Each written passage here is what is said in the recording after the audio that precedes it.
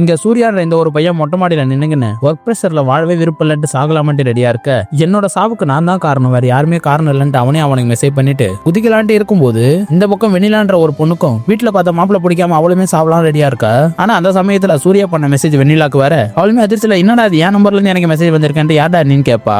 என்னடா மெசேஜ் வந்திருக்கேன் சூர்யாவுமே அந்த பக்கம் எடுத்து பார்த்தா என் நம்பர்ல இருந்து எனக்கு மெசேஜ் வந்திருக்க சொல்லிட்டு அவனுமே ஷாக் ஆயிடுறான். உடனே அவன் நம்பருக்கு அவன் ஃபோன் பண்ணி பார்க்க ஸ்பீக்கிங் டு சம்மன் எல்ஸ்னு வருது. இந்த பக்கம் வெண்ணிலாவுமே அவங்க அம்மா கால் பண்ணிருப்பாங்க. உங்க அப்பா ஹாஸ்பிட்டல்ல சீரியஸா இருக்காருன்னு சொல்ல எவ்வளவுமே சூசைட் பண்ணிக்கலாம்னு இருந்த தாட்டியை மறந்து போயிட்டு அவங்க அப்பா பாக்குறதுக்காக போயிடுறா. இந்த ஷாக்ல சூசைட் எல்லாம் பண்ணிக்காம நம்ம சூர்யாவுமே கஸ்டமர் கேர்க்கெல்லாம் போன் பண்ணி ஒரே நம்பரை 2 பேர் யூஸ் பண்ண முடியுமா சொல்லிட்டு கேட்கறான். யாரா அவன் பைத்தியக்காரன் சொல்லிட்டு அவங்களுமே போனை கட் பண்ணிடுறாங்க. இந்த மேட்டரை ஃப்ரெண்டு கிட்ட சொல்ல ரெண்டும் அவனோட போனை வாங்கி ஃபர்ஸ்ட் நீ என் கூட டேட்டிங் வந்துட்டு போன்ல மெசேஜ் பண்ணி விடுறான். அதுக்கப்புறம் வெளியிலவும் அந்த மெசேஜை பார்த்துட்டு என்னடா நினைச்சுக்கிறேன் நீ என்ன பத்திட்டு பயங்கரமா திட்டி விட்டுறா. இவனுமே ஒரு சயின்டிஸ்ட் மீட் பண்ணி 2 பேரும் ஒரே நம்பர் யூஸ் பண்ண முடியுமா சொல்லிட்டு கேட்க அதெல்லாம் சாத்தியமே கிடையாது தம்பி, டைம் டிராவல் பண்ணா மட்டுமே இது சாத்தியம் அப்படின்னு சொல்றாரு. அன்னைக்கு நைட்டு சூர்யாவுமே வெண்ணிலாக்கு கால் பண்ணி நீ மட்டும் நீங்க எனக்கு கால் பண்ணலன்னா அன்னைக்கு நைட் என்ன இறந்து போயிருப்பான்னு சொல்லிட்டு சொல்றான். அப்படியே 2 பேரும் பேசிட்டு இருக்க சரி 2 பேருமே மீட் பண்ணலாமே சொல்லிட்டு வெண்ணிலாவுமே கிளாக் டவருக்கு வந்துட்டு சொல்லிட்டு சூர்யா கிட்ட சொல்றா. சூர்யாவுமே அங்க போயிட்டு வெண்ணிலாக்காக வெயிட் பண்ணிட்டு இருக்க. வெண்ணிலாவுமே அங்க வந்து போன் பண்றேன் எங்கடா இருக்கன்ட்டு. அவனுமே நான் கிளாக் டவர் ஆண்டதா இருக்கா நீ எங்கன்னு சொல்லிட்டு கேட்கறான். வெண்ணிலாவுமே நானும் அங்க தானே இருக்கேன்னு சொல்லிட்டு சொல்ல விளையாடாத இங்க மழை வர மாதிரி இருக்குது சீக்கிரமான்னு சொல்றான். என்னடா சொல்றேன் இவ்வளவு வெயில் அடிக்கிற மாதிரி இருக்குது நீ என்ன ஏமாத்தலான்னு பாக்குறியாண்டு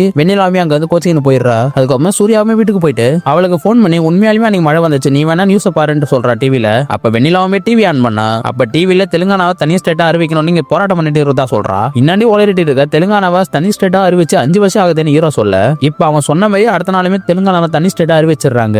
ஆக்சுவலா பார்த்தா சூர்யாவுமே 2019ல இருந்திருப்பான், வெண்ணிலாவுமே 2014ல இருந்திருப்பா. 2 பேருமே காலத்தை கடந்து தான் கால் பண்ணி பேசிக்கிறாங்க.